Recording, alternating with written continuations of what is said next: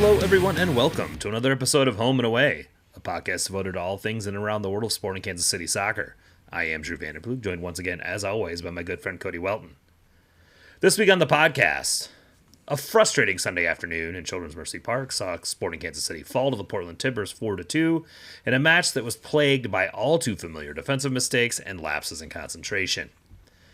Interim head coach Kerry Zavagnin tried to warn us in his press availability earlier in the week that this team would still lose games at times, and while there was maybe some continued progress in chance creation offensively, some familiar problems defending restarts came back to bite them and put them in an increasingly difficult and ultimately insurmountable hole to climb out of. On a positive note, it was perhaps the best game we've seen yet from Shapi Suleymanov, scoring a goal, also earning 2 yellow cards and a penalty kick, and generally giving Portland's left side of their defense all kinds of problems. And yet, he was removed from the game after 55 minutes in an attempt to bring fresh bodies and press Portland even further, and that was unfortunately fairly ineffective. This was one of several choices Kerry Zavagnin made in this game that were certainly different than what we're used to seeing from his predecessor, and certainly showed a willingness to try things, even alluding to the fact in the postgame that, a 4-2 loss and a 7-2 loss count the same in the standings, and you may as well try to win the game. That said, it also reminded us that not all change is necessarily good, and it did seem to limit the effectiveness of the attack for a significant period in the second half. We'll dive into game number 2 of the Kerry experience this week, discuss what changes we saw, what we liked, and what we didn't like about the decisions that he made. Finally, in potpourri, Mike Illick sat down with Sam McDowell of the Kansas City Star and offered some illuminating perspective on where he'd like to see this team go in the future. The great Kevin De Bruyne bake-off has begun as 4 MLS teams are now vying for his services, and a trialist appears at Sporting Kansas City practice this week. Cody, I think I texted you during the game on Sunday, something to the effect of, it's not perfect, but it is damn more fun to watch. While the result is not what I wanted to see, nor the continued failure to play restarts in an effective manner, I can see some level of progress in what the team is attempting to do. They're still very limited in their ability to execute it based on available personnel, but I can see the ideas of how they're trying to attack the goal, which is not something I was able to say 2 weeks ago. That said, they still shipped 4 goals on Sunday, and all of those seemed inherently preventable. Portland's XG was only 1.0, so it wasn't like Sporting was getting peppered with high-quality chances. And even Zavagnin seems somewhat unable to articulate why the players continue to make these mental lapses, but it is clear that in 2 weeks he hasn't been able to eradicate them. And I promise we'll get to the good parts in here in a minute, but what I do think are important, I do think it's important to address this because while progress has been made, there's still some pretty egregious errors on restarts on Sunday. So what is it about this team that causes them to get so disorganized in these situations?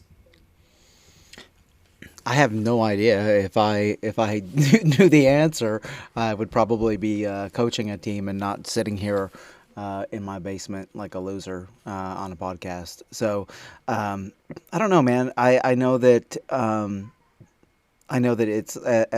it's a problem that we have seen for quite some time.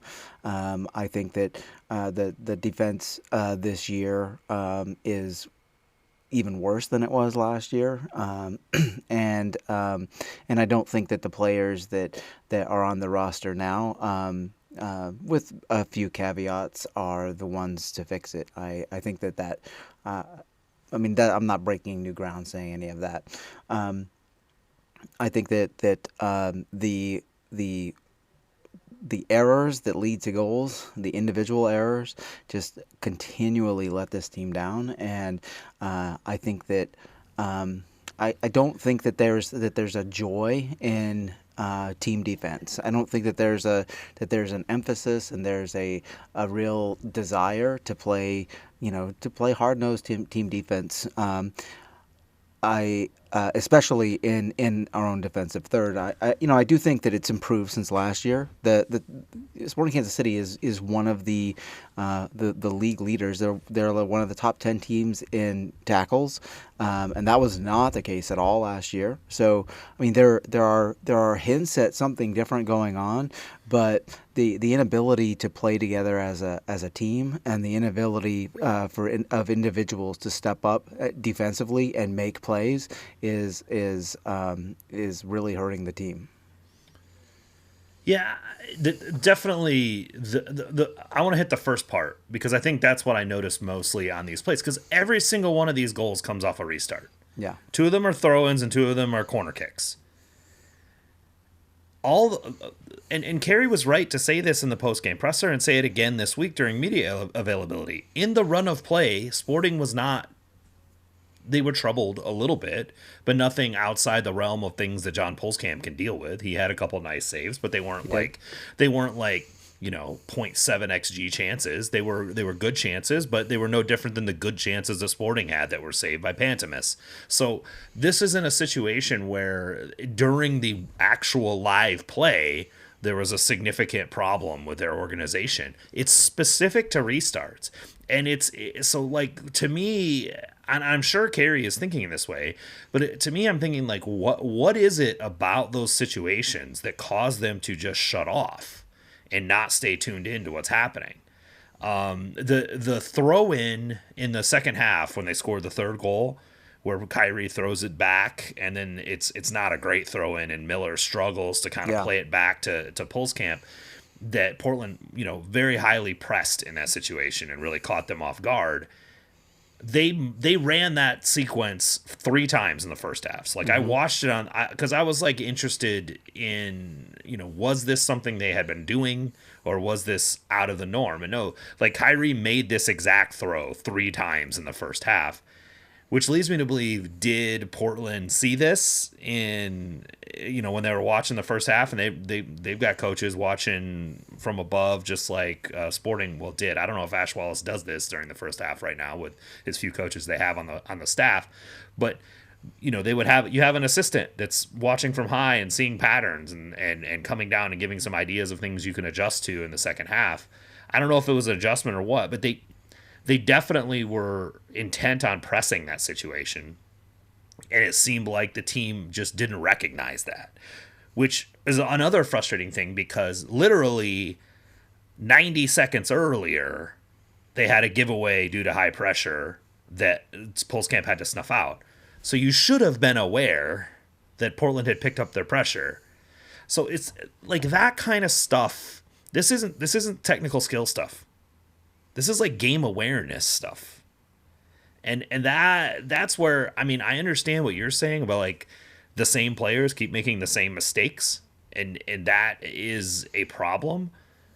But also, like, do the solutions exist on this roster? Maybe not. What I'm concerned with is this is like soccer intelligence stuff. Right. And I think that if you view it through that lens, then it's really easy then to take the leap to say that these players are too used to the structure, right? They're too reliant on it, and the structure is a crutch, and the structure makes them predictable, and they don't really have the they haven't had the freedom, and so they haven't really developed the soccer intelligence to deviate from that structure. I think that could be part of the problem. I don't know for sure. I mean, that's a really difficult thing to quantify, but if the ability to recognize, for instance, different pressuring situations, and then also vary what you are doing as a team in order to be unpredictable, I think is part of the issue. We know as Sporting fans that they're a disaster on set piece defense, and they have been for some time. And so, I mean, they said even the announcer said on the on on the on the television broadcast, they said that Pool's camp has shown a problem coming out for crosses and that sort of thing. And I don't know if I quite agree with that. I don't think his numbers on that are so bad, but the word is out, right? The word is out that Sporting is definitely gettable on set piece defense. And I mean, Melia had the problem too. This isn't a Right, Pulse camp. absolutely. This isn't a Pulse camp specific issue. Absolutely. It's more that they don't they get chaotic in these situations defensively. There's no excuse for that, right? These are the most controlled situations that exist on a soccer field. These are the times. Let's take an example. Let's take the first goal for example, because this is the most basic 1-2 short corner of all time. Yeah, We are not talking about some sort of 3-pass sequence from the training ground that caught a guy free. This is a short corner with an overlap. Mm-hmm. This is not anything crazy. No. But for some reason, Sporting has Shapi Suleymanov and Dejan Joveljic defending those two players. Yeah. So Shapi hands, and he does the right thing handing it off and following the guy going to the top. But then Joveljic is over here defending David DaCosta 1v1. That is bad. That's a bad.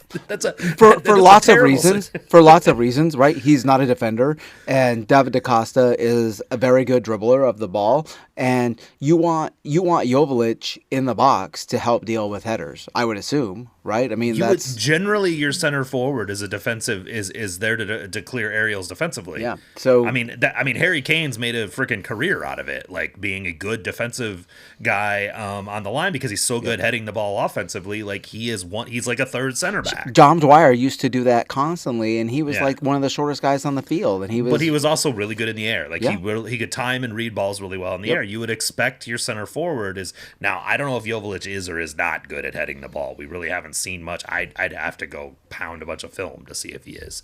Maybe he's not, and maybe that's why he's out there. But then you've left him 1v1 defending an extremely creative player, which is just not his force, not his skill set. Right. And then so DaCosta just eats in that situation. Yeah. And so I'm just this seems fairly remedial though, as far as how you would manage something like this. That's the thing that frustrates me. And this is honestly, this is part of the reason why I was a little and still probably am skeptical about Kerry Zavagnin taking over even as interim, is because I always kind of assumed that he bore a large part of the responsibility for dead ball and set piece he didn't. Coaching. It was Zoran Savic. Okay, so, well that makes me feel a little bit better. Yeah, but he definitely ain't fixing it.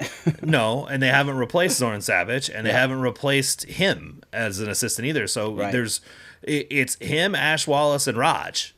Yeah, those are the coaches of this team. You got Alec Duffy as well, but he's goalkeeper coach. That doesn't count. It's like a special teams coach. It's like your own thing. Yep, exactly. Duffy is over there with those three guys, and then but as far as coaching the field players, you have three guys. Yeah. So this is why a lot of there didn't used to be the sort of division, the coaching division of labor that has started to creep in the game, especially in Europe, and that we're used to existing in all other American sports, right? Where you have an offensive line coach, a defensive line coach, all of this, right? And part of the reason is because soccer is such a fluid game, and lots of decisions are constantly in the hands of the players. It's very improvisational under most circumstances, but the times that are not, right, the times when you could actually do sort of a more American football style of play design and drilling and coaching, those are set piece times. And so if you view it through that lens, it's unforgivable for teams not to spend frankly, an inordinate amount of time working on that stuff. And the reason why they don't is two things. For one, it's that old school mindset that, Peter Vermes mindset. And the other is that players don't like it, because it's freaking boring as hell, right? No one wants to spend, 30 minutes of practice, lining up while somebody lobs in corners and you this get is why screamed NFL at. guys hate practice. Yeah. Because they're just running the same fucking play over and over and over again. It's boring as hell. But it's also how you get the Andy Reid level of execution out of the Chiefs. Exactly. Because they're so detail oriented and they're so tuned in. And I'm not suggesting that Sporting Kansas City needs to become the best set piece team in the league, but they need to become not the worst. Right. You know what I mean? They need to show that they're paying attention to it at least, right? Like and I'm not suggesting they're not even practicing set pieces, but I think the point that you're making is valid. Even if Zoran Savic had the responsibility of creating set piece designs as well as a set piece defensive architecture, Vermes was very clear when Z left that he was looking for an assistant that could do everything, not an assistant that was specific to one thing. Because I think Chad Smith asked specifically about that, and he sort of bristled against it. And it's fine, whatever. Like, everyone's got their own philosophy, but I think the point you're making is extremely important, which is this is a part of the game that every other team has found a way to maximize the best they can for their team. And Sporting has sort of ignored it. Or it appears that way. Maybe they haven't ignored it. Maybe they're just really shitty at practicing. I don't know what it is. Kerry didn't seem to have a lot of answers for it. I know he knows it's a problem. I'll be interested to see how he addresses the problem. And I got to be fair to him. I don't think in 2 weeks you can fix this. No. Not close. This is something that is going to take some time. It's not like all of a sudden against San Jose they're going to be good on set pieces. Although he did highlight the fact that San Jose is very good on set pieces, and they need to be prepared for that. So I'm sure it's going to be a point of emphasis in practice this week. But I don't think you all of a sudden turn this roster into a good set piece team in a week of practice. That's just not realistic.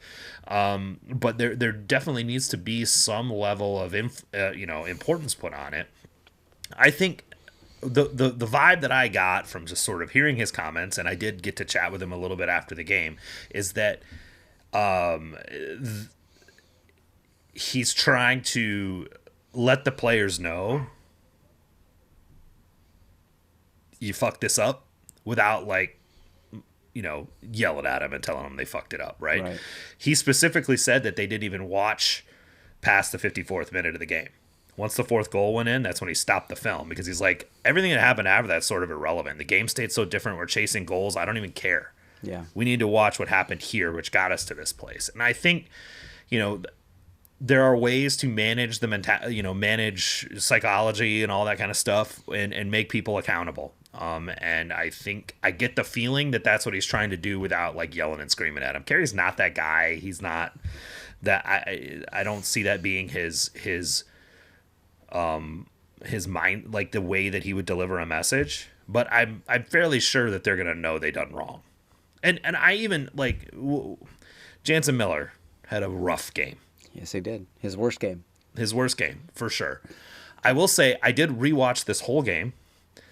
And in the second half, he was after the own goal. He was actually pretty good the rest of the half. He stepped into passing lanes. He made a whole lot of interventions that were important. They were fighting transition events a lot because they were pressing numbers so high that he had to get out in space and defend. And he is still good at that. That is something he's still good at.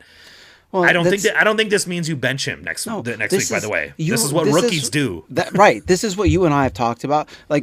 Jacob Bartlett did not have the greatest game either. He was. Was it the second goal that he just got brushed aside on and didn't kind of got beat track? And stayed beat by 2 yards. Stayed beat. Right. Yeah. And so when you play young players, these things are going to happen. And I think that you and I both would agree that both of these players have enough positives in their games to not mean that they need to be benched, right?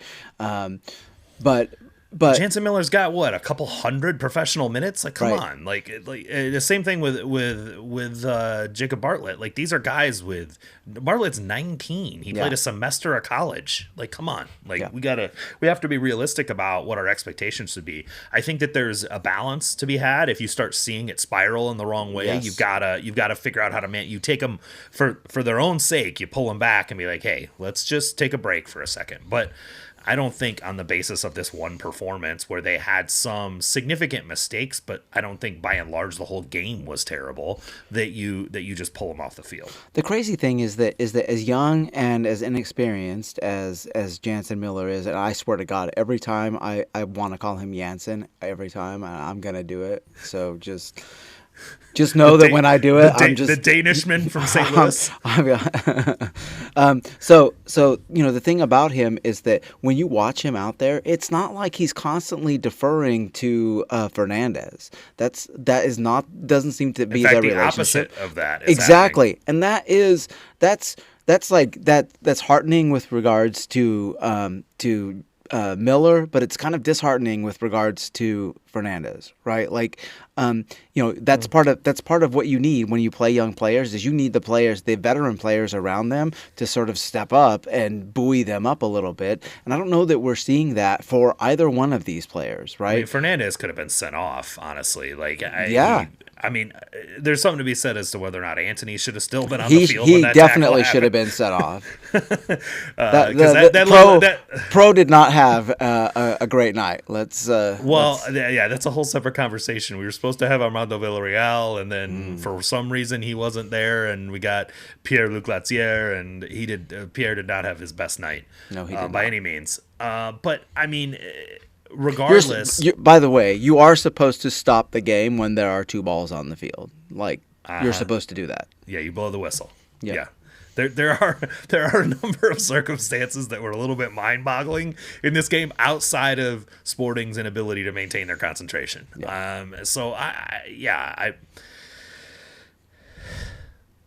Moving back to the conversation, I think to your point,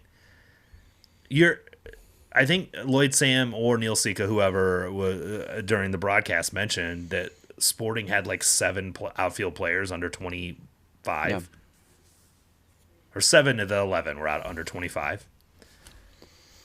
So at some level, you do expect some mistakes, Absolutely, from a team that young. But to your point, what you expect of the players that are not 25 is to be that calming presence. And we didn't get that from the veterans. No. And I think that's the point you're making. I think Joaquin Fernandez is probably Jansen Miller is probably the best center back pairing this team has. In fairness, I think it's probably the best 2 they have. Yeah.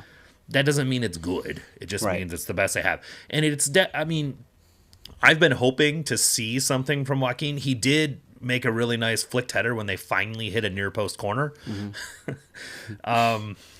It's a fucking miracle. They hit a near post corner. Hey, look, big tall center back flicks it on. And then Weird. If Shallowy had been the least bit prepared for the fact that near post corners work, he would have just tapped it in. I think he was offside, so I'm not sure it mattered. But still, but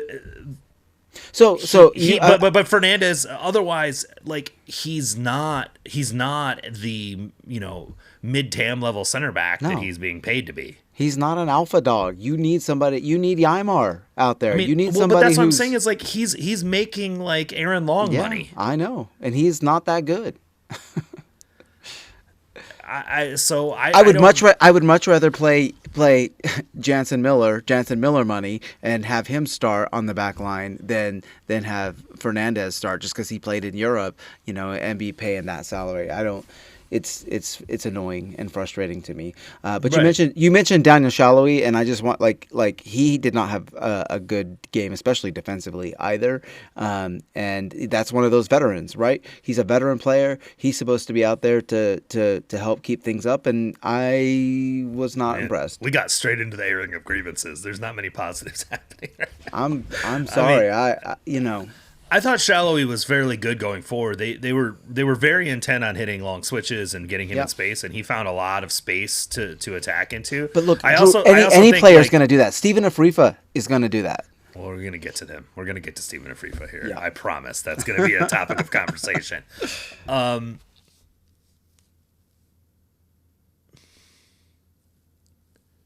Let's. We've talked enough about the mentality and sort of shutting off, especially in the first 10 minutes of the second half, just being so completely sort of mentally tuned out. And Kerry has talked about that. Like, I think it's been discussed enough that we don't really have to get over it. The last thing before we move on to some of the players is, as cheeky as Jovelic's Panenka was, it took a terrible second penalty. Like, really bad. Garbage. Like, really, Straight really garbage. bad. Just, it was too close to the center and Too close to the ground. At the perfect savable height. It was like, yeah. I was talking to Chad. So Chad Reynolds went to the game with me, and we were talking about this. It's like there is like a thing about like you either need to have it on the ground or you need to have it above 3 feet. Yep. And he hit it like exactly at like 3 feet. Yeah. It was like in perfect range, and it wasn't near the post at all. And so it's just like exactly where Pantemis's hand was going to be. It's just like a terrible, terrible penalty. If Pantemis dove the right way, that is going to get saved at least 9 out of 10 times. Right. Right. Yeah. So, he hit it exactly where the goalkeeper would be if they dove that way. Even my fat ass could get down and save that penalty. Come on. Well, and that's the thing. But if he had hit it on the ground, right, he would have had a chance of scoring there. Hit it that hard on the ground, it's hard for the guy to get down fast enough to do that. That's why they say it's like there's a range. Like, you either hit it on the ground or it has to be above like 3.5 feet. Otherwise, it's like, what are you doing? Yeah, I mean, he basically turned a penalty into a 50-50. Mm-hmm. And Pantemis is known, like he's known like Melia for guessing well, like which direction the guy's going, and yeah, it was terrible. Anyway, all right, let's talk about Shapi Suleymanov, because I thought let's some positives here. I thought Shapi's best game, right? Like, this is his best game for the team, period, right? We had been sort of maligning him for being a little all sizzle no steak. Just a whole lot of dribbling and not a whole lot of like end product. He did have the assist to Shalia a little bit earlier, but we hadn't really seen him effectively take players off the dribble. Like, he'd get sort of caught in different areas. He was getting the ball, hitting it past, trying to run by players. He got like fouled early and then got a yellow card early out of Ian Smith, who is not really a fullback, but fine. Like, there was a whole lot of good stuff happening on that side, because Anthony's not a good defender, and Ian Smith's not a fullback. He got a yellow. He made Anthony get a yellow too. Yeah, and probably a second yellow, honestly. Yeah. I mean, that penalty kick, like, he steps right down on his foot on that penalty. I don't know how Lassiere looks at that, says yes, it's a penalty. It doesn't say it's also a yellow card, but okay, whatever. The fact is, like, he got a lot of joy over there. So a goal on, I mean, the goal he gets lucky on, obviously. Mm-hmm. It was funny because Chad and I, like, where my seats are, they're kind of right in front of that area, and Chad and I were discussing that. It's like, I wonder what he's going to do with this, because I saw them all sort of. They had Portland had their wall set up really well. Like, Pantemis had the wall set up really well to where Pantemis didn't really have to even consider the near post. Like, It would have been, from a left footer, it would have been impossible to get to the near post from that angle. So he had the wall set up really well, where he only had to guard the back half of the goal. And I'm like, okay, well, he's probably just going to serve this then, right? Mm-hmm. And see if he can get a runner or something like that to get on it. And no, he goes low, which I thought was brilliant. Honestly, yeah, like, because the goalkeeper can't see the ball at that point, and all the players are running. They're not actually trying to play the ball; they're trying to mark their men that are crashing, and it just created this. I mean, it got lucky that it went through the way it did, but it made it impossible for the goalkeeper to see it, and it was a smart way to take that kick, because literally, I think that's the only way he could have scored. Yeah. So it's good. He gets a goal. Like I said, he draws 2 yellow cards and a penalty. He was generally causing havoc on the left side of Portland's defense, to the point in the second half that they flipped it. They put Santi Moreno over there because Anthony was struggling so much and was already on a yellow card. And then he gets subbed off the 55th minute. So the thing about him is that he is a very useful player. for very specific things. Like, he is one of the leaders in the entire league in progressive I think he is the leader in progressive receptions. He is one of the leaders in Man carries. finds space like nobody's business. Like, he is really good at it. He is one of the leaders and carries into the box. Like, he's good at bringing down those long switches in space and getting the ball into the box. It's just that end product that is, has been, I think, lacking a little bit. And, I think the hope is that he'll as he develops a rapport with Joveljic and whoever's playing in the left wing, that will that problem will help solve itself a little bit, because the things he does are really good, and they're not things that are replicable by other people on the roster. I don't think. Certainly not by Eric Tommy. No. And so I think the end product is an interesting point for you to bring up, because it's not that he's unable. Like, he has a cannon of a left foot, and it's fairly cultured, and he can rip it, and he can turn it, and he can do all those things. But those are from distance. Mm-hmm. What he doesn't really have in his bag is much of any right foot, and the ability. Like, we got so used to Johnny Russell splitting two defenders and getting in and then hitting the last pass, or taking the shot himself left-footed. Like, Johnny Russell. Probably, I'm struggling to think of another winger in MLS in the last 10 years that was as effective as he was on the edge of the 18-yard box, dribbling through defenders. Yeah. And then creating his own shot and taking it, or creating a pass and a tap in. Or even getting to the end line and cutting it back, and that's something that Shapi doesn't do either. Right, and because Johnny could hit a cutback with his right foot. Like, I mean, so I think we became a little bit spoiled, honestly, because we had that guy from 2018 until last year. Last 2 years, not as effective as he had been. I think he lost a step, and people became sort of hip to what he was trying to do and learned how to defend it a little bit better. But still, Shapi is not a guy that's going to eliminate two defenders on his own. Yep. That is not his skill set. But he is capable of getting into space with the ball. So at which point you have to start giving him options. Yep, absolutely. And that is in my opinion, the next step or the next evolution of this offense is, where's that underlapped fullback run, the near post runner, or the near post runner of any kind, right? Yeah. Or even Jake Davis making that vertical half channel run into the top of the 18 and giving him that fast cutback. Like, there are things when Shapi starts running downhill, he needs to have someone to outlet to as soon as that defender closes. Yeah. And they just don't have that, and it's not there. Like, he's running into a wall of defenders every time, and there are no options for him. And so I'm not really putting that at his feet, because I think he's doing the things that are necessary to progress the ball to zone 14. He's just got no help when he arrives there.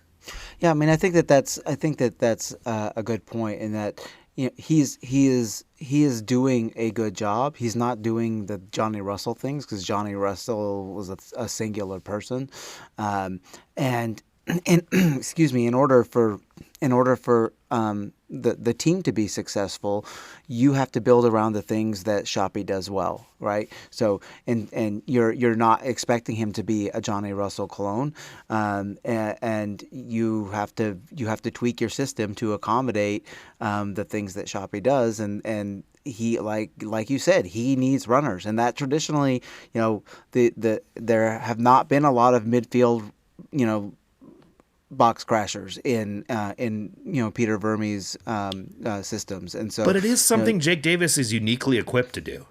Yeah, because he's got the motor, and he's willing to do it. It's also the better part of his game. Like, Jake is not a guy who's going to deliver the final ball. Like, that's not really his game. But getting onto the final pass is something that he is actually good at. And so there is a way to use him. I've got some thoughts about, like, how this whole right side is going, and maybe we'll get there in a second. But I did think I thought it was telling. Now, granted, Shapi had a very good game in this game. Like, he played very well in this game.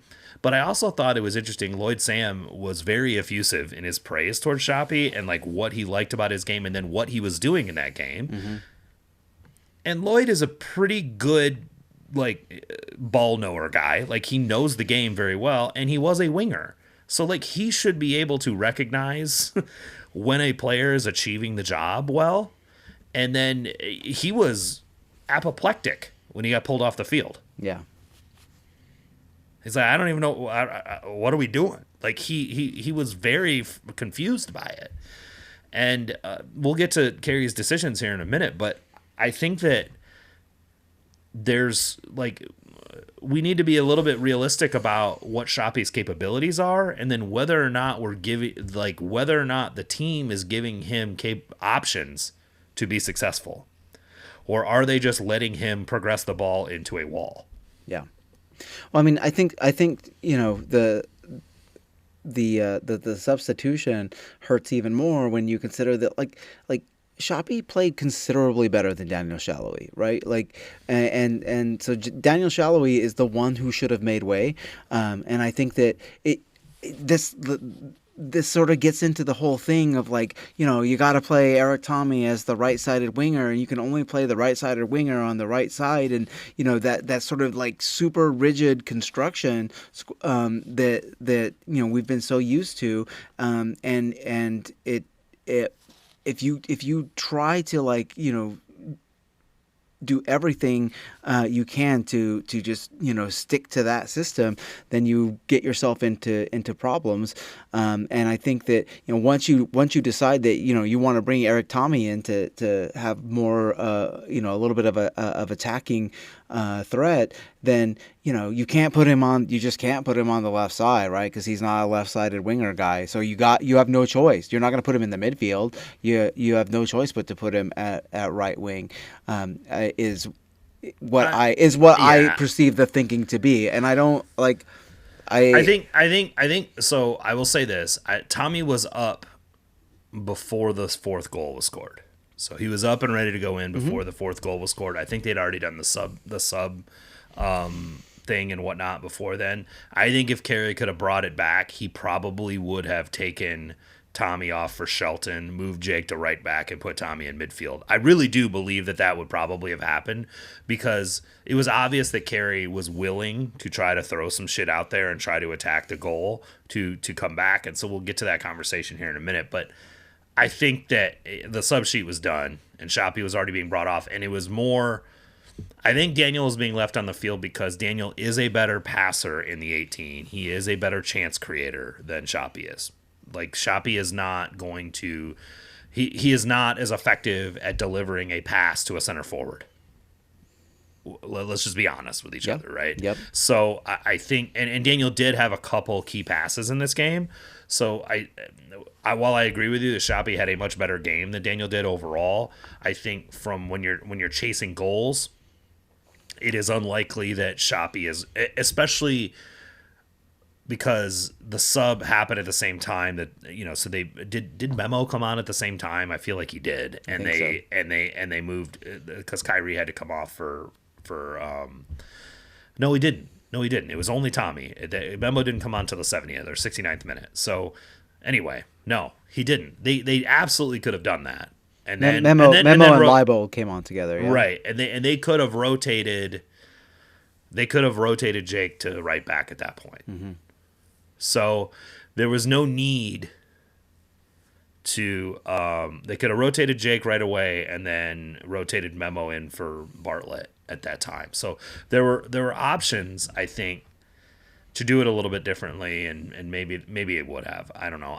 I mean, I don't want to get into too much Monday morning quarterbacking about it, but I do think that I'm not sure that pulling Shalhoub for Eric Tommy would have necessarily put them in a position to create chances better than they did. I do think it might have if they pulled Kyrie and moved Jake to right back and put Tommy in the midfield.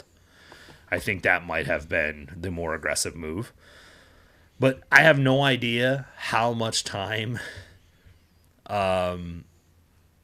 Jake, Eric, and Shapi have been on the same side of the field together. Mm-hmm.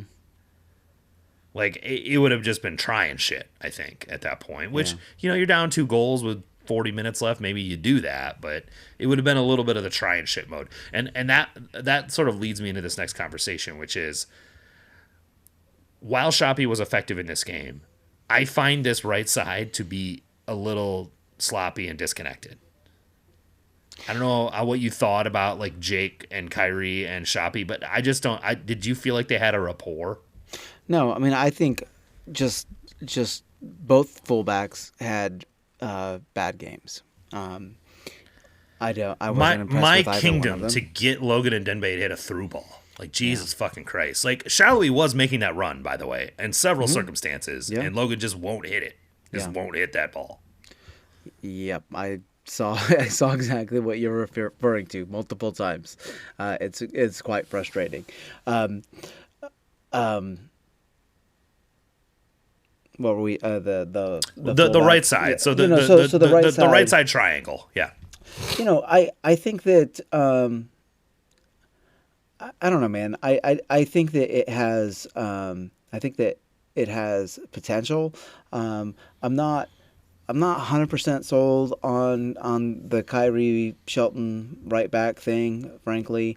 I think He's been pretty poor the last two games, let's be honest. and he's coming back from injury, and that Yeah, you know and that there's context for sure. right. I think that the team really functions best, right, when the possession and ball progression is primarily on the left side, and then the long switch goes over to the right side, and in that context, it. You don't need necessarily your right back bombing forward, and I think that Shelton was a little more withdrawn in this game, and that could also be for injury. And I think that Jake Davis is kind of he's kind of just a frenetic player. Like, he just kind of runs around a lot, and I think he's effective, but I don't think that I don't think that he's the greatest at combining with other players, and I think that of those three, I think that Shelton is the best combination passer, and as the right He's back, a right winger. He's Right. a right winger. Like, he's but I mean, used so to, is Shapi, but Shapi's not good at that stuff, and so I don't know But if Shelton's there's a right-footed right winger. I think that's part of it. Like, Sure. he's used to having to use combination to get to his space. Sure. Whereas Shapi's like sort of an inverted, and Shapi has played on the left wing a bit too. So like he plays both sides of the field. That would have been the interesting move for me, is to move Shapi to the left and put him back on Anthony's side, and then bring in Tommy at right wing and see, if you were to pull off Shallowy, I would have preferred to see Shapi go to the left, if I'm being honest. But I think that your assessment is kind of in line with what I'm thinking. Jake is such an extremely effective presser and counter presser and tackler that he created a lot of the opportunities they got in the first half with his pressure. yeah. So, like, he's super valuable in that way. But I watched him and Shapi just completely be 2 yards off all the time. Like, they're just not really connecting. They're waiting to hit passes. And when you are in the opponent's defensive third, the windows are pretty small. Mm-hmm. And you have to be able to sort of one touch through those windows with your teammate in order to break that space and then get into the 18 and then cause their defense to crash so the Jovaliches and the Manu Garcias can get into open space. I just don't see, currently, I don't see a world in which those two guys create that with each other. And that's not, that doesn't mean that they don't have value on this team. But what it does mean is you need to be thoughtful about what they are capable of together, and then figuring out how to use that to your advantage. I think Jake is much better as a late arriving box guy that can create chaos, repress, do all the kinds of things, like the ball's moving around, repress, get on it, make problems, right? Jake is a really good chaos agent in that regard. I think Shapi actually excels in those environments too. Yeah. So, like, I feel like the right side is a little bit chaosy, and the left side is a lot more sort of fluid. Mm-hmm. And that's okay as long as you're using it in that way. And I don't like, I watched Shelton flip with Jake sometimes, and he'd get way up high in the front five in that sort of 2-3-5. He would get up there in that right-sided vertical half space, and he just didn't really ever find him. Yeah. And he'd just have to come back to get on the ball, and it just didn't really. The guys he's playing with are not of his style. And so I almost wonder if it's going to be better to get Brody out there at right back and just get a guy who will just early cross it, because that's the thing. The other thing that Kyrie doesn't really do is something Jake doesn't do, is something Shapi doesn't really do, because Shapi can't do it with his right foot. Yeah. But there were runs on by Joveljic from the left side of the box that no cross was hit, like the early cross that we've talked about for a couple of weeks. Like, because those guys, Jake was on it, had like 3 opportunities to do it and never hit it. So those are the kind of things that I look at and I like see, and you can see the teammates going, "Hey, yeah, I'm here. Like, hit this ball, give it a shot. Let me do something with it." And for whatever reason, Jake's not really comfortable doing it, and Shapi definitely can't do it, and Kyrie's rarely in a situation where he's there, and I don't feel like a looped cross is really his thing. Like, he's more of an on the carpet kind of passer. So I think that they're struggling. That side of the offense, I'm struggling to see how it's going to be a chance creating machine of any kind, other than just, to your point earlier, drawing the defense toward them so they can switch to the side where the money happens. Yeah, and the answer might just be to either have Kyrie stay home or have another right back stay home, and just be a center back in the 3-2-5 attacking shape, and that allows for Jake Davis to be a little bit more withdrawn. But that sort of eliminates the point of Kyrie being on the field.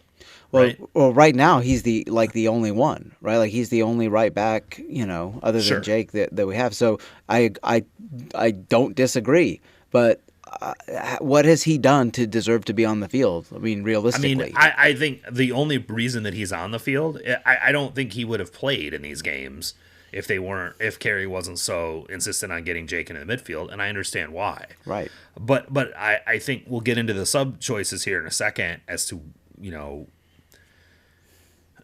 what happens to the midfield when Jake leaves it. But I think that it's more just a prioritization of getting Jake Davis in the midfield, and this is why they have a trialist, a central midfielder trialist in camp or in training this week, because they can't be that reliant on Jake Davis. As much as I love the guy, it's not like he's the third best 8 in the league, right? Like, you shouldn't be that reliant on the inclusion of Jake Davis in your lineup. No, and the one of the issues with him is, like, there are big holes in his game, right? Like, he's not a very creative passer, especially in the final third, and the team needs more of that, right? Neither was Roger Espinoza when he was 23, by the way. Right. But Roger developed that part of his game big time. He did, but he was closer to 30 when he got really good at it. Absolutely. Right? Absolutely. So, like, in the meantime, if he can do the other Roger things well, which he is, he is doing those things well, I think they need to figure out how to get more chance creation outside of relying on Jake to combine with Shapi. I just think it doesn't look like something that's gonna eventually come good to me. Right? Yeah. They seem to be really confused about what each other's doing, and I don't know. Maybe it gets better with more time playing together, but they seem to react to situations in the game in a completely different way. Mm-hmm. And it's just, when you see the game differently, it's hard to create like a useful combination. And maybe Andrew Brody helps that. I don't know. He was in training all this week. Hopefully he's getting back to fitness. Candidly, Kyrie is not fit. And so that's the other problem that we're having with this is on the goal, was it the second one? where he and Jansen Miller are about 20 yards apart from each other. And then Jacob Bartlett has to drop into that space and gets beat. And like as soon as the ball goes by him, he doesn't even try. Yeah. I mean, like you can tell he just doesn't have any type of burst at all right now.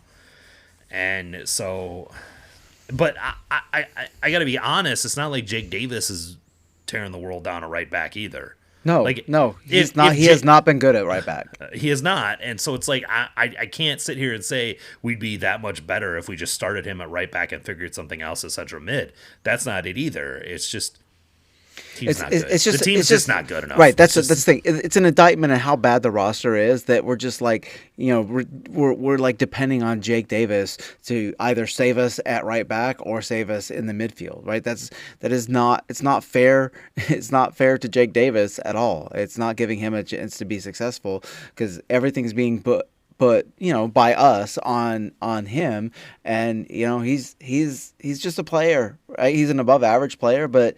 I mean, that's kind of what it is. Jake Davis is not getting a $4 million offer from Europe this summer. He is not. He is not. And that's okay. Yeah. That's fine. If your academy can produce 4 to 5 Jake Davises, you're golden. You're good. Yep.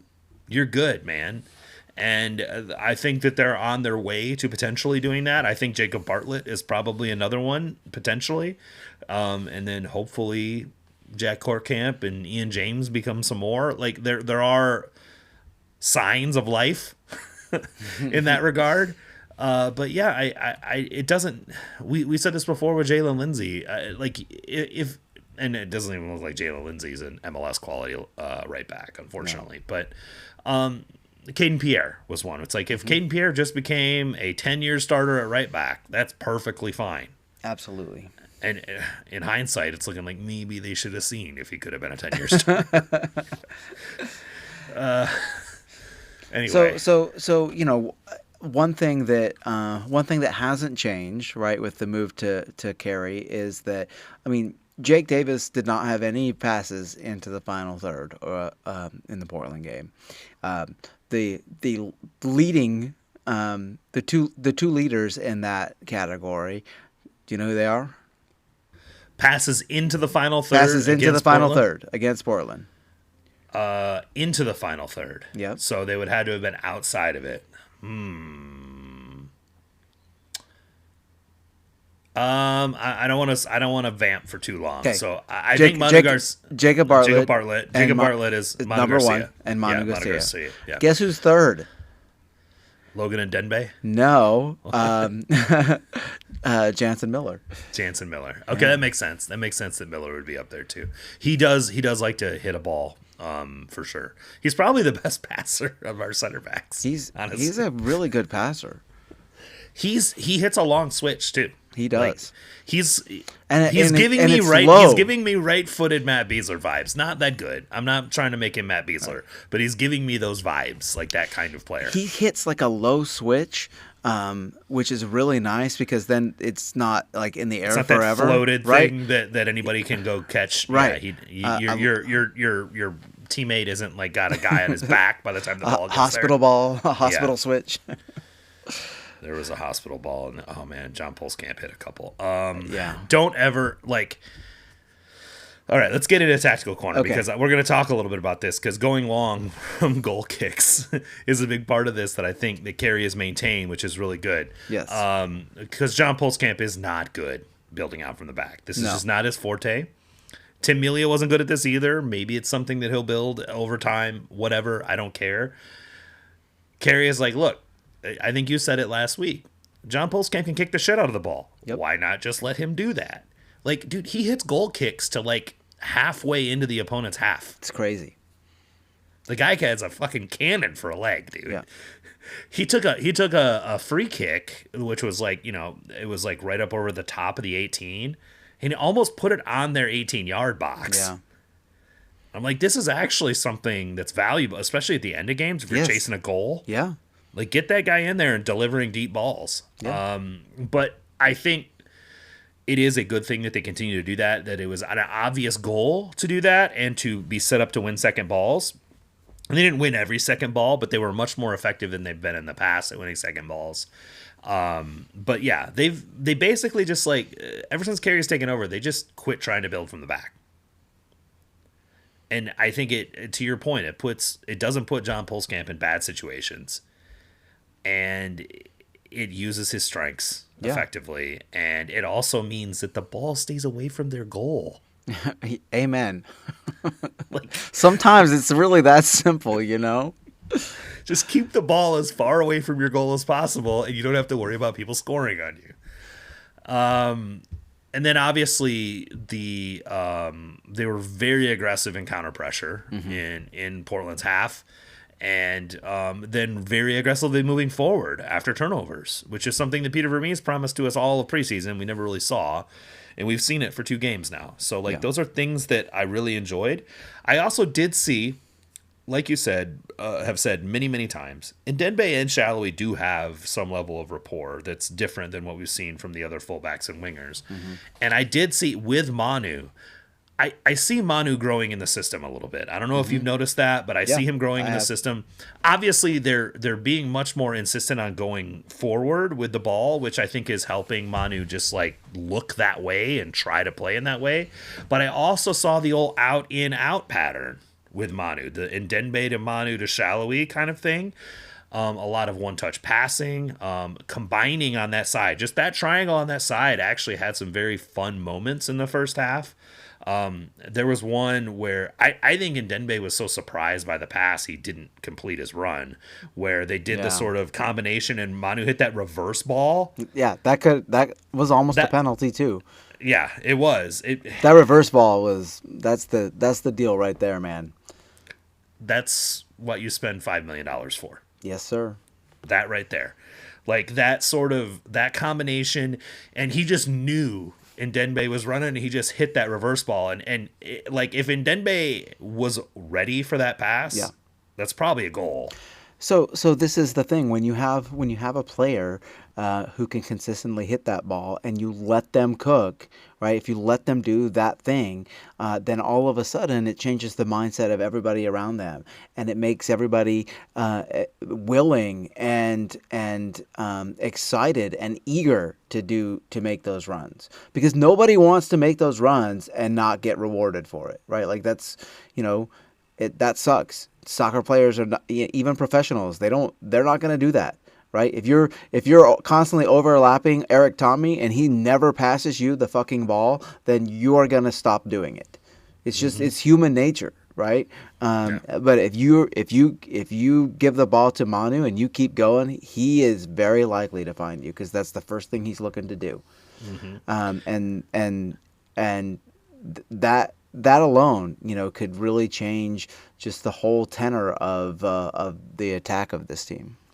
He hit more like intriguing passes into the 18-yard box in this game than he probably did the whole season prior to this.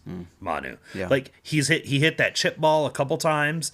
That's a chip ball that I saw on film before they signed him that I was really excited about. Yeah. Like he's starting to get that feeling of his guys, and they're starting to know him. Right, they're starting to know, hey, to your point, if I complete this run, he's going to find me. And I think that just like I said, what I'm looking for, and I said this at the beginning of the season, I'm looking for progress. I'm looking for some progress in how this team attacks. Defensively, we know they suck. I'm not expecting them to all of a sudden become a good defensive team. They are actually a better defensive team by G+ than they were last year, believe it or not. I know that it like externally looks really bad, but the G+ actually has them improved from last year defensively. But the offensive stuff is what I'm more interested in. Just like seeing, I said this to Kerry after the game. They scored goals on plays I wasn't expecting them to score on, and they didn't score on the plays I thought were going to be goals. They had several circumstances, and I think Kerry mentioned this in the post game. They were 1v1 on the keeper 3 times. Yeah.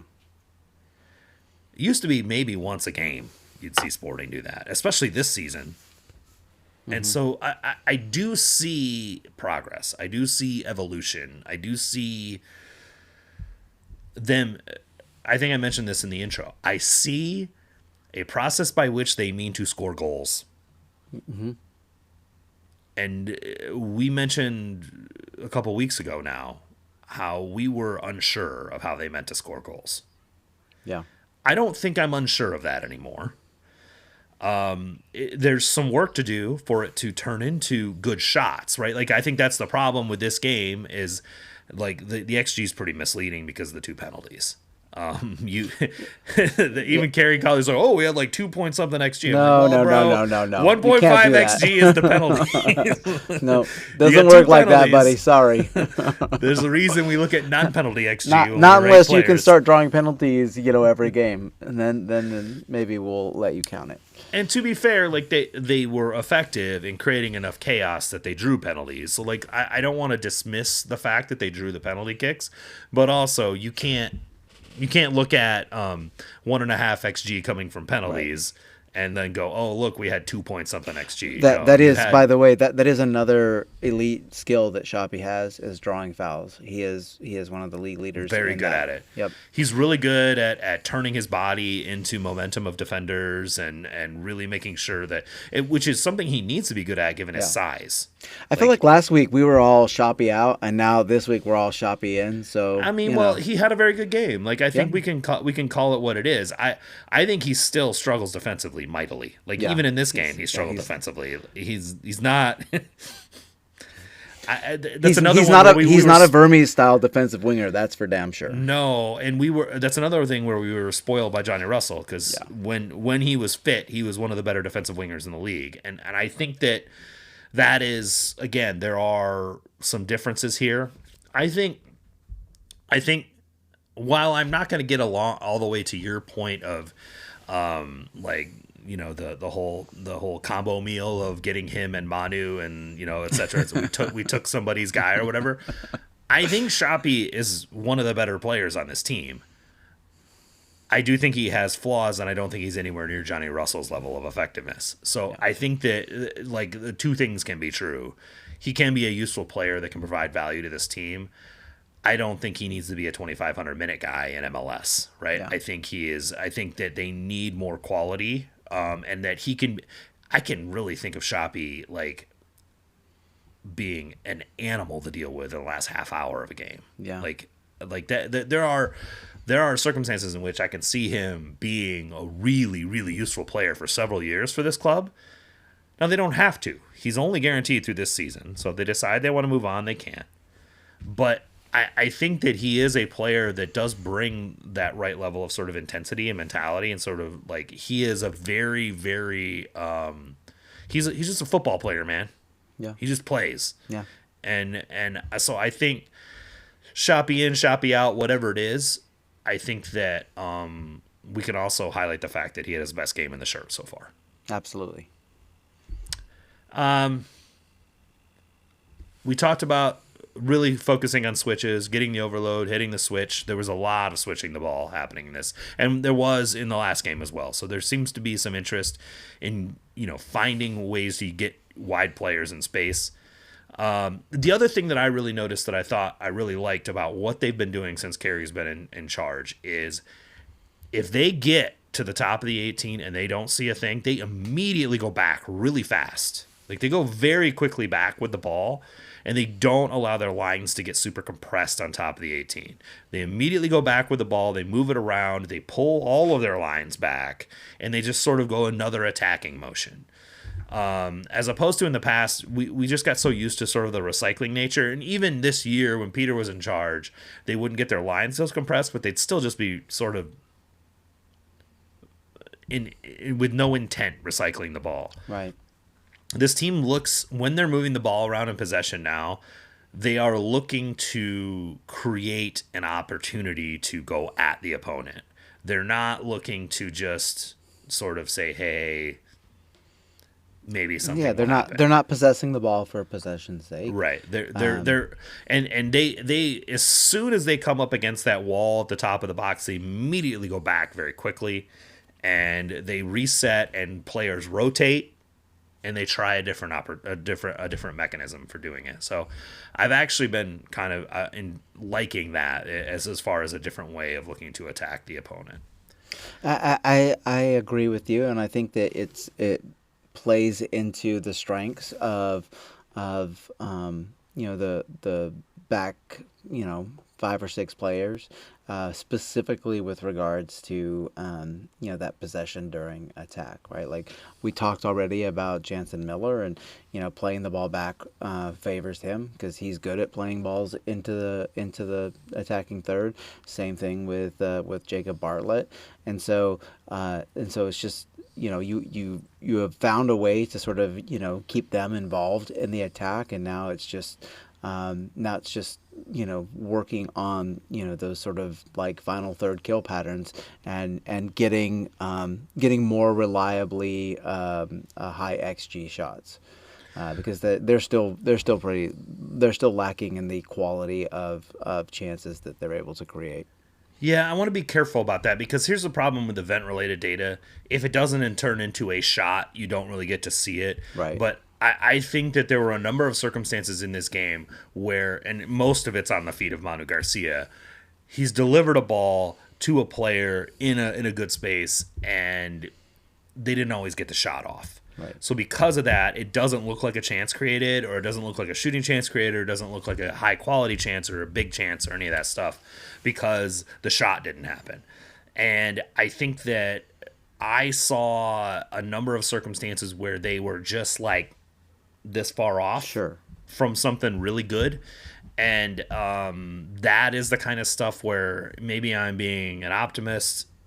I believe that with time we'll get better, and they will pull that shot off more regularly than they were in this game. I mean, maybe I'm wrong. Maybe the players aren't good enough and they won't. So I mean, that's the hope, right? And so I just want to be clear. What, like, when I was talking about the XG creation, that was, that is a hallmark of this team going back, a handful of years, just, constantly settling for low XG shots. And I think it was part of the game ASA model. has been beating them up about Right. it for years. So that's really what I was talking about. I wasn't talking about it specifically so much with this game, but you're exactly right. I mean, and that could be that final pass, right? That final little tweak that needs to come off, and frankly, a lot of that comes down to talent, like you said, and it's a matter of getting the talent that we have sort of integrated and a rapport built between them. But it's also, your point about Shapi is spot on, right? Like you need more talent, right? He's not a bad player, but he's not. He's probably not a starting winger for an MLS Cup champion team. Probably not. Yeah. Or if he is, it's because you have somebody else is stepping up to provide you goals have and assists. you have a DP left winger, center forward, and 10, right? I mean, and goals have to come from somewhere, right? Like, you have to be able to create. You have to be able to create goals. Well, I mean, if we just signed Antoine Griezmann to play left wing, then Shapi's fine over there, right? It's totally The dream is still alive, baby. As long as we have Patrick Mahomes and he's and Griezmann is not playing it for LAFC, it could happen. I will say that while it's a small improvement, they have improved. Their non-penalty XG per shot is almost 0.8 right now, which is way better than it was last year. It was like 0.5. Yep. So, like, small improvements, right? This isn't like at the level of some of the best teams in the league, but it is still pretty good. Comparatively. So but I totally hear what you're saying. I don't think this team is settling for bad shots. I don't think that. In fact, in some circumstances, I don't think they're shooting enough. I agree. I think that they settled for bad shots last year a lot, but not so much this year. And you can tell that last year their average shots were, over 20 yards. Like, it was like 20, 22 yards or whatever. This year they're more around 18. And I think that is, I think that speaks to what we're talking about. I do. Before we move on, I don't want to gloss over it. The dribble that Joveljic had, that he almost turned into a shot. Holy shit, that was he great. turned it into a shot. He just didn't. Right, he tried to 5-hole Pantomis. Oh, he did. Right, you're right. What didn't quite come off? Wow, it didn't come off. That was great. That was great. Even, did you hear Lloyd Sam? He's like, Yeah. "I'm sorry, sir. I did not." He did the Shaq. It's like, I was unfamiliar with your game. I owe you an apology, sir. He's like, "I didn't realize Jovic had that, and I didn't either. It's the first time I've ever seen it." But yeah, he dribbled, he split the defense, and then went around the third guy. Really great. It was unbelievable. I was like, "Oh, okay." Because I didn't think anything was going to come of that. No, because when he got the ball, that's what good players do, right? They create. They can create something out of nothing. That's what you're doing. And I enjoy Lloyd Sam. I just wish he did not his voice did not resemble Jim Rome's voice, because that's like what I hear all the time, and it just grates on my nerves. But I like Lloyd Sam. He's a good commentator. He is good. He's one of my favorites, honestly. Yeah, he knows the game well, and I still remember. I think it was like, was it CONCACAF Nations League or something like that, and like Jamaica's playing like Haiti or something, and Lloyd's just calling the game by himself. They like, the dude has ground out his career to get to this point, so it's good. It's good to see where he's at, because I actually do enjoy him a lot on the call. Yeah. All right, there's some things that Kerry needs to work on. Obviously, we're only 2 weeks in. There are things that needs to be worked on. We have hit the set piece angle hard. This is a clear area of need. I think. Yeah, it's become like my thing. Like, everybody on Discord is like, "Oh, I bet Cody's mad now." Yeah, well, you know. No, I mean, no, you're okay. It's not your thing. You're mad about back post corner kicks. Like that, nothing gets you madder than a back post corner kick. I've seen it happen too many times. They're so annoying. I mean, I'm sorry. Anyway, I'm not sorry. It's not set pieces. It's back post corners that get you really upset. But that's also, like, I think from your perspective, when we talk about set pieces, and we've hit this enough, so I'm not going to spend a ton of time on it. But this is not a skill thing. Right. This is not a specific technical skill. Which makes it a perfect equalizer and leveler for a team that's crap. And guess what? Mm-hmm. This team is crap. They're not a good team. So they need to be concentrating extra hard on set pieces. Right. They don't have they are not afforded the opportunity to sort of be blasé about set pieces because they aren't good enough to be blasé about them. Remember when Colorado got themselves in the playoffs mainly just by being a good set piece team? Yes, I do. That team sucked. Yes, they were not good. They were not good, but they got to the playoffs just by being really good at set pieces. It is a part of the game. I mean, the long throw, Minnesota is like really good at just focusing on the long throw. There's just so many things you can do with a team that struggles to be effective otherwise with restarts. And the fact that this team's so terrible at them, I think, is noteworthy. The thing is, too, this is a parity-driven league, right? And as bad as Sporting Kansas City are, the difference between Sporting Kansas City and LAFC is not. It's not a chasm, right? It's a gulf that can be bridged by things like this, right? By focusing on long throw. It's the little stuff in MLS matters so much.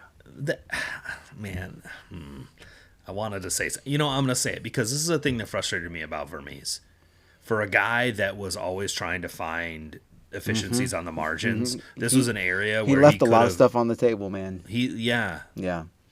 For a guy that was like trying to punch above his weight and do more with less, these are the kind of things that if you specialize in, but he got to be too much of an ideologue about pretty football. And anyway, but it's a whole separate conversation, and we're not going to shit on Vermes.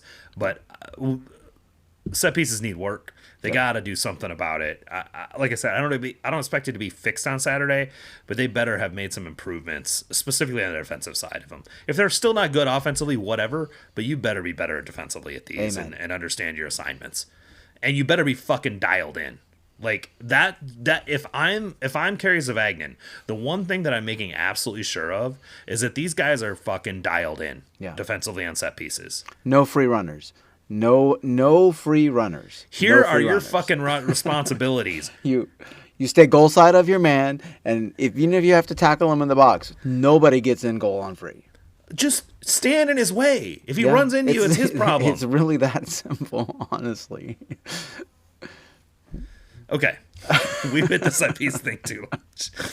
All right. The last thing I wanted to talk about with the performance on Sunday were the substitutions. I appreciate that Kerry tried stuff, and there were some interesting things that he tried in these subs. So, the really interesting stuff happened very late in the game, so I'm not sure it had much opportunity. So that's part of my critique. But we talked about the Tommy for Shapi thing, so I'm not gonna get into that too much. When Memo came on and they moved Jake to right back, it took all the air out of their press. Yeah. Like, Memo can't press like Jake at all. No. Like, I mean, you want to talk about two midfielders with completely different engines and capability. Like, that is them. And that's the thing is, like, he hit a couple beautiful corner kicks, by the way. Like, all of a sudden, their corners get way better. So I'm starting to wonder, it's like, do they just have bad guys that are bad at taking corner kicks? Is that the problem? I'm not sure. But the corners got way better, at least the right-footed ones, when Memo was in the game. But they're such different players, and Memo gets skinned with, like, on the ball, gets the ball taken off him, and they get a chance created right off of it. So it's just,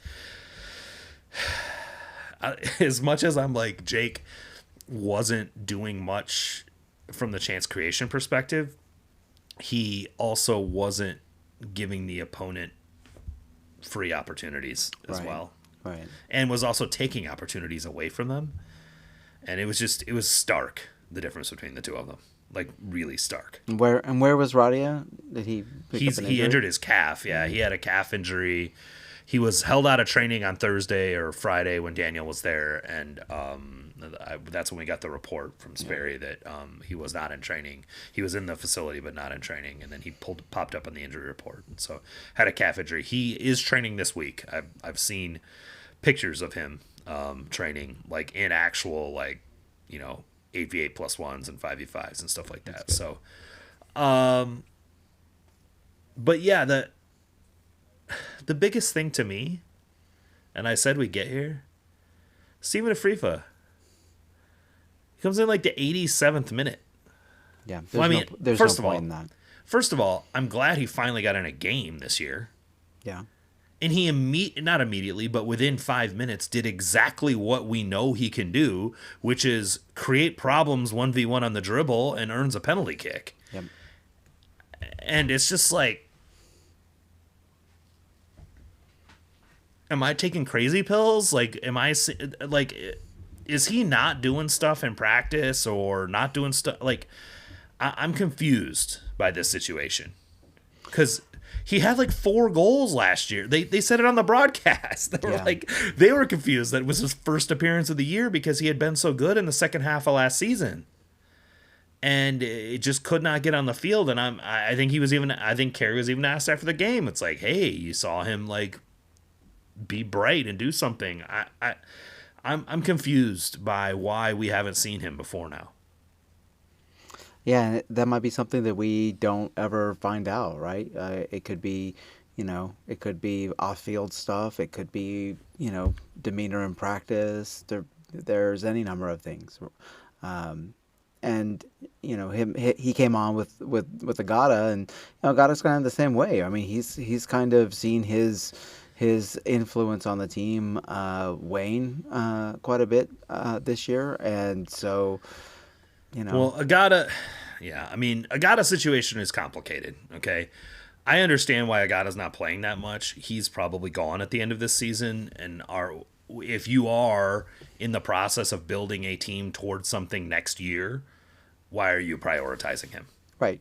So, which is why I understand just that. Sell him to RSL, man. Just let him have him. Yeah. And let's. I mean, the RSL inquired. I can't speak out of turn on some of this stuff, but what's the best way I can phrase this? It wasn't Sporting's fault that he didn't go to RSL. Yeah. Okay. Gotcha. Anyway, there's with Afrifa, you immediately saw a player that could sub in for Shapi and do a reasonable approximation of Shapi, but also attack tired defenses. Yeah.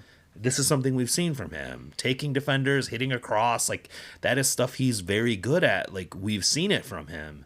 And I'm confused as to why there's been so little faith in bringing him on. Are they so worried about losing Eric Tommy locker room wise that they don't want to do that? If that's the case, put Tommy at the 8. Fuck it. Like if you're down 4-2, right, what do you have to lose? Yeah. Like, and especially like Kerry put in Willie Agata effectively at the 10. Yep. I mean, they were sort of playing kind of a lopsided 4-4-2, 4-4-1-1 kind of is what they were doing, with Tommy as one of the midfielders. Yeah. Like if you're willing to do that, why can't you bring Tommy in and at the 8 if you're chasing a goal? Like I understand at some level why you're trying to like give people playing time and all that stuff, but Eric Tommy's out of contract at the end of this year too. Yep. At some point, as a coach, you have to do what you think is most likely to get you a win. Right. At this point, you don't know anybody anything, and that's the honest to goodness truth. Right. I mean, especially if you're trying to earn this job next year. Amen. So I don't know. I mean, obviously, there's something about Eric Tommy that Kerry likes. Just like I mean, and I'm not saying Eric Tommy's a bad player. I really am not saying that. I just don't think that he is an effective chance creator from the wing. Totally agree. And I think that Afrifa is more effective at that. I think he might even be more effective than Shapi at it, to be completely honest. Yeah. But we'll see. We'll see if maybe some things switch around in that regard. But I think that Kerry was a little early pulling Shapi and a little sort of and he made some choices that a guy with his second game on the sideline makes. Sure. And it's not like in a significantly detrimental way. I don't think it would have made a ton of difference either way. Maybe if Joveljic scores that penalty, maybe I don't know. But I do think that there was about a 20-minute period in the second half where they didn't really create much. Yeah. And that was all after Eric Tommy came on, and Memo was at the 8. Yeah, that's not a surprise. Those those things are definitely connected. Right. But I think to that point, yes, we're saying that maybe some different choices could have been made. We're sort of Monday morning quarterbacking, like, hey, you could have done this or this, and it might have been better. But I think it's also, to your point earlier, sort of highlighting the fact that this roster's not that good. Right. And we're quibbling about should Eric Tommy have been at the 8 and Steven Afrifa at the wing earlier. Like, yeah. Really? That's what we're discussing right now? So I think that's all something to be like considered of in the context. I mean, there's really no point in chasing, a 4-2 game in the last 10 minutes. I mean, there is a point, but I mean, that's not what this team or the coach should be concerned about. Like everything should be about building for the next game and building for the next game. And, because that's the way Zavagnin needs to approach this, is just approach everything. Well, maybe that's what he was doing. Maybe that's why he puts Afrifa on there and he's like, hey, let me see what you got. Let's hope. And he got something. Yeah. Right? Like absolutely. He saw a performance, so maybe that is Afrifa's opportunity to earn some more playing time. Yep, absolutely. Let's hope that that's the case. All right, let's move on to potpourri. Just like your favorite Jeopardy category, we'll discuss a few topics in and around the Sporting Kansas City MLS soccer sphere. Mike Illig has an interview with Sam McDowell. Sam drops this article like at 10 in the morning on Sunday, right before the Sporting game, which I thought was kind of interesting. There's a lot in here. I'm not going to try to regurgitate all of it. I think that the biggest takeaways from this conversation were not necessarily quotes from Mike, but obviously stuff that he discussed that Sam referred to as he was writing the article. One of which was the potential that Sporting is signing a player this month. Now, maybe it's this trialist. I don't think that's who Mike would be referring to in that circumstance. I have heard that potentially they have some guys that they're looking at. It was sort of unsure as to whether these are things they could get over the line before the 23rd of April, which is the end of the primary transfer window. We'll see. This team obviously has needs. So we'll see if they're able to make a move in that regard. I mean, look. So at this point, I mean, this team can do with more talent at just about every position, save say center forward, right? I mean, Yeah. every other place should be on the table. Every other position. And if you can improve your talent or improve your depth, whether it's by signing a free agent or U22 players, whatever, then you have to do that, because this squad is not talented enough, not even close. You'll get no argument from me on any of that. I think that something that had not been managed in that way for a while because of the same person holding the coach and the GM job was that there was some personality management happening based on what signings were made, and you were worried about upsetting someone. And even though Peter would say, well, hey, we're competition is good, then he'd sign 3 left backs. I mean, anyway, there, yes, it is good, but I don't really know that we need 3 left backs, but okay. I think that you're right about that there are, every position could use to have more talent in it. Even if it's not someone that usurps the starter in that position, having someone that is useful to come in when that starter's not having a good day would be really nice. Yeah. Or when Jake Davis has to rotate to right back, we have a center mid who can reasonably approximate what he was doing or offer something else. Like that would be nice if those what happens existed. what happens when Manu has a high ankle sprain? Jesus fucking Christ. They're so fucked. They're so fucked when he's right. Like, you got to think about this stuff, man. I mean, I hate at least if Joveljic gets hurt, I have a reasonable belief that Willie Ugarte can do a job. Right. But if Manu Garcia, we're just gonna get Eric Tommy dribbling. Yeah. Dribbling. Yeah, we've seen that. As my friend Alf, who sits with me, is like, why is he doing all that dribbling? Okay. So analytics was brought up as a point of emphasis, and I was glad to see Sam put this in the article, which means that Mike was sort of open about it. So we've heard, I have brought this up several times about how sort of what's the phrase? Undeveloped the analytics department is at Sporting Kansas City. It is often rated by people like ASA as being one of the worst in the league.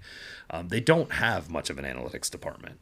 And ASA actually did a thing last week talking about Peter Vermees's time in Kansas City and just how they could do things. And there were some things that, let's be honest, they don't have the best sort of awareness of sporting, so there were some things that they got a little bit off, especially at the individual player level. But at the higher level, they talked about, like, in the 2010s when Rui Chu was the analytics person, and Sporting was like the only team in the league that had an analytics person. Yeah. And then Rui goes to be at the Kansas. He's a Kansas State representative now, and they never replaced him. And then at some level, I think Sam Kovzan was doing some stuff along with doing video, and it's just like it seemed like there was just no interest in investing in it. And then to see in this article, it talks about, like, Mike Illig. He goes to sports analytics conferences. He's like very interested in how all of it works. And yet we have a team who seems to be disinterested in investing in it. And I think we're getting more of the understanding that some of the choices in the front office had more to do with the chief soccer officer than they did with the owner. Yeah. And I think probably the best example of that is, I think somewhere between 6 and 8 recs opened once Mike Burns became the sporting director. And that should tell you everything you should need to know about whether the ownership group is interested in investing in the front office and making it a professional organization, and where that roadblock to that was. Yeah. And again, I don't want to be, this isn't going to be a shit on Peter Vermees thing, but I do think that Peter's sort of singular focus on having obsessive control over everything limited their ability to grow. And I think that this is an opportunity with all of this chaos, with moving on from a coach and a chief soccer officer, and just trying to figure out what this organization is going to look like. There's an opportunity to move quickly in modernizing the back office of the team. Daniel Sperry has mentioned a couple times, like I think you made the comment that it's sort of like Sir Alex Ferguson leaving and just sort of like the shadow that he leaves over it. And I think Sperry related it more to Arsene Wenger, and I think that's probably a more accurate description. Aesthetically, especially, I completely agree. Yeah, like if you think about the type of tactics and everything that they were playing, along with how when Arsene was there, how much he focused on sports science, sports performance, improving their facilities, doing all the kinds of things to like bring Arsenal up to being a very modern professional organization. Like all that stuff is in line, but also, look, hey, I just want to point out you cannot rely on Sperry to be a good source for this. Okay, why? Because he's a United fan. He's a Ferguson stan. He doesn't want us shitting on Ferguson. He'd much rather us shit on Arsene Wenger. I mean, honestly, like, well, I'm not shitting on Arsene Wenger. I know, but you know what I Wenger, mean. I'm just playing around. I mean, fucking Arsenal is in way better shape than United is right now. Yeah, that's true. United hasn't been good since Ferguson was the coach there. Man. Yeah, so for me, I'm thinking on the positive. Hey, we do go through this. We do this the right way and kind of do the process and get the right coach in place and really like build it up. And maybe we're knocking Real Madrid out of the Champions League today, right? Like, no, obviously not. But you get the point that I'm making is like, I think structurally it's probably a closer approximation. But also, like, everyone agreed at Arsenal that it was time for Wenger to go. Yeah. And they needed for him to go for them to make the next step forward. Yep. And I think we're seeing the process of that. Now, granted, Arsenal was definitely building up an analytics department while Wenger was still there. So that part isn't necessarily directly comparable. But I think that Mike Illig, discussing the fact that we are he made the quote, "We are an analytics organization." So for us not to do that on the soccer side is a problem. I'm paraphrasing, and that's not exactly what he said, but he made the comment that they're an analytics organization, and they definitely are in how they analyze their business performance. Sure. So I think for him, having the opportunity to be more progressive in that regard and specifically discussing that, I think is a positive. Well, and it makes sense if you're an owner that's something that you focus on, is because that's a way to maximize your investment is through analytics, right? Like there's efficiencies available. Absolutely. Like if you are thinking about how to make the most of your money, you're trying to be the most efficient you possibly can with it.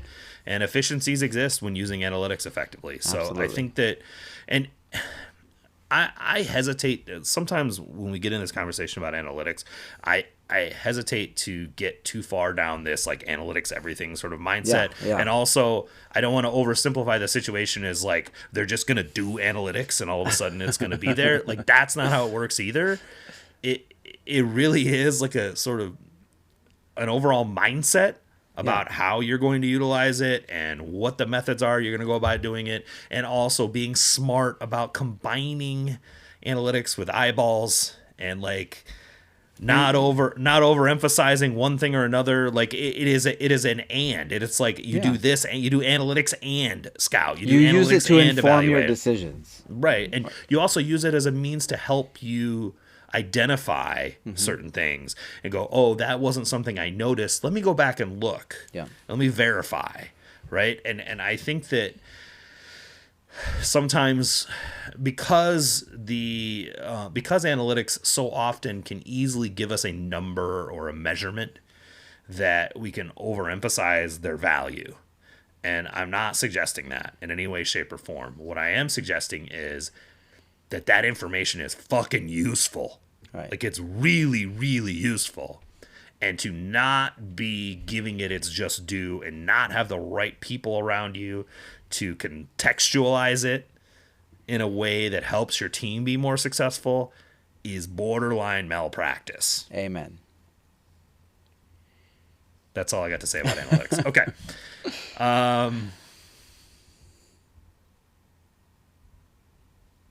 let's move on to the great Kevin De Bruyne Bake Off. So we we had learned last week, I think, that De Bruyne's discovery rights were with Miami. We just learned right before the podcast that MLS doesn't care and they'll just let any team sign him, and Miami gets nothing. So I think Miami has enough. I think that Miami should just be happy that they have what they have, frankly. it's like Willy Wonka, right? It's like, you get nothing. Goodbye, sir. No, I mean, I think that Miami reasonably can't sign him. So Right. it sounds like Chicago. Charlotte, or it's not Charlotte. I'm sorry, DC United, Chicago, and what's the other one? There were 4 teams I think that were in there for him. NYCFC. It seems like NYCFC is, that was the one that everyone sort of suggested might be there, but maybe there's some potential issues with making that happen because of bad feelings with Yeah. City Football Group. Yeah. Based on him leaving there the way he's leaving. So we'll see. So Chicago, DC United seem to be definitely in the hot seat. I would feel like Chicago would make more sense for him as far as if, like, does he want to be on a team that's even halfway possible of being good? What do you? I mean, DC is There's what, like, zero chance he's going to DC, man. Come DC on. is like he's gonna go get coached by Troy Lesane No. and just like loop crosses into Do you Benteke all day. remember when Mesut Ozil was supposed to be going to DC and was God. yeah, that was a big thing. Nobody goes to DC because Wayne Rooney did. that is a dumpster fire of an organization. So It really is. I mean, they have 2 DPs, but only one of them plays for them. right. Good times. All right. Last couple things in potpourri. It sounds like Noel Buck is available, but I don't know what New England wants from him. It sounds like people have asked about him. I think Sperry told me he's like British Jake Davis, which is kind of right. Like, that's kind of true.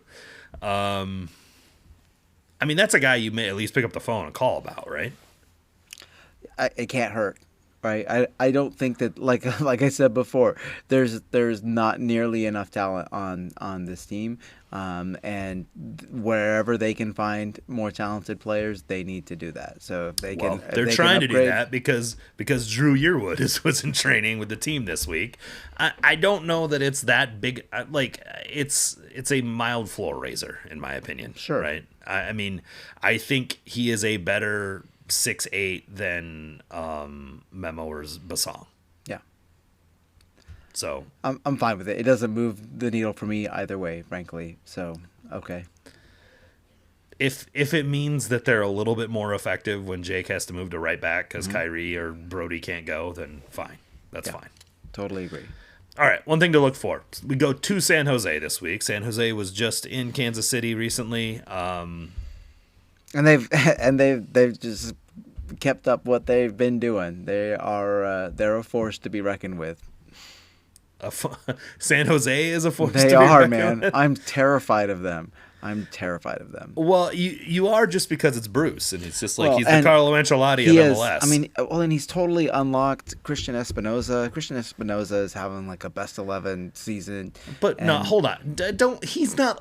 Christian Espinoza has been best 11 before he's got there. Sure, but I mean, but Espinoza is even like you have Christian Espinoza now feeding the ball to Joseph Martinez and Chicho Arango. That is crazy.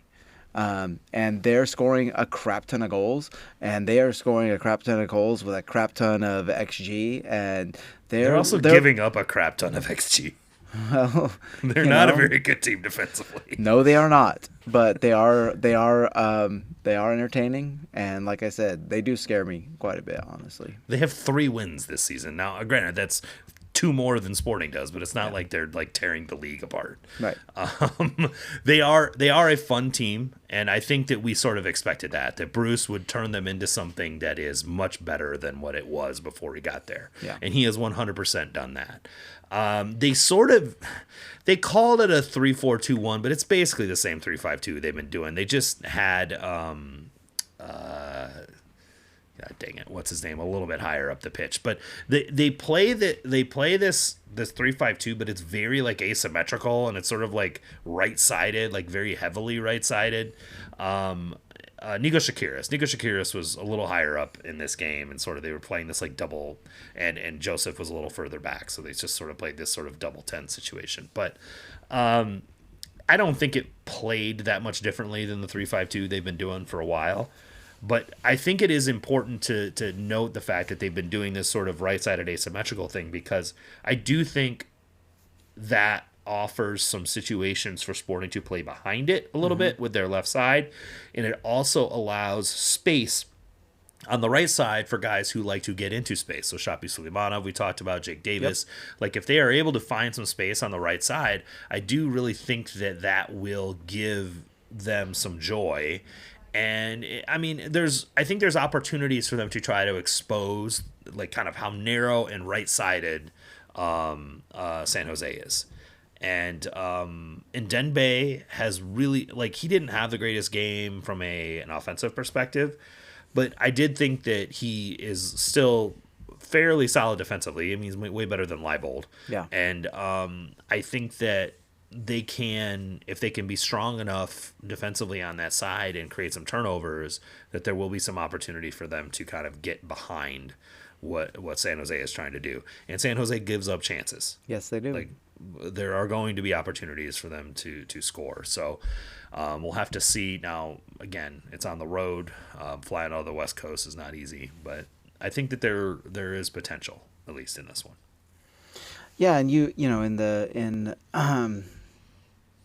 rundown you mentioned, having Manu Shade centrally in attacking sequences, and like I think that should be the case regardless. Like, frankly, I think that the team should kind of drift more towards a 4-2-3-1 kind of shape, because I think that makes the best use out of what might be the best player on the team, definitely the best chance creator on the team, and I don't think that he should be restricted to one half of the field at all. And so I would love to see him have that sort of attacking